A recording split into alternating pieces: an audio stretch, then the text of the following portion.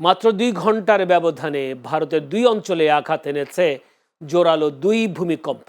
এর মধ্যে ভারতের কেন্দ্রশাসিত জম্মু ও কাশ্মীরের বারামুলা জেলায় আঘাত এনেছে ৪.৬ মাত্রার একটি ভূমিকম্প। সোমবার ভোর ৫টা ৩৫ মিনিটে এই কম্পন অনুভূত হয়। ভূমিকম্পের কেন্দ্রস্থল ছিল পাত্তান এলাকা। এখন পর্যন্ত এতে কোনো ক্ষয়ক্ষতির খবর পাওয়া যায়নি বলে জানিয়েছেন স্থানীয় কর্মকর্তারা। একই দিনে ভোর আনুমানিক ৩টা ৩০ মিনিটে আন্দামান ও নিকোবর দ্বীপপুঞ্জে ৪.৬ মাত্রার আরেকটি ভূমিকম্প আঘাত হানে। ভারতের ন্যাশনাল সেন্টার ফর সিসমোলজির বিবৃতি অনুযায়ী ভূমিকম্পটি ভূপৃষ্ঠের ১০ কিলোমিটার গভীরে সংঘটিত হয়।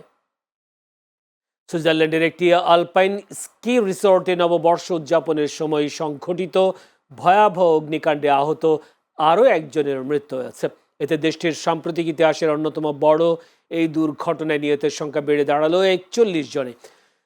রোববারে তথ্য জানায় আল জাজিরা। এতে বলা হয়, শনিবার হাসপাতালে চিকিৎসাধীন অবস্থায় ১৮ বছর বয়সী এক কিশোরের মৃত্যু হয়। তিনি সুইজারল্যান্ডের নাগরিক ছিলেন। গত ১ জানুয়ারি জনপ্রিয় স্কি রিসোর্ট ক্রু মাতানার লে কস্তেলোসিও নামের একটি বারে অগ্নিকাণ্ডের ঘটনা ঘটে। এতে অন্তত ১১৫ জন আহত হন। তাদের অনেকেই এখনও বিভিন্ন হাসপাতালে চিকিৎসাধীন রয়েছেন।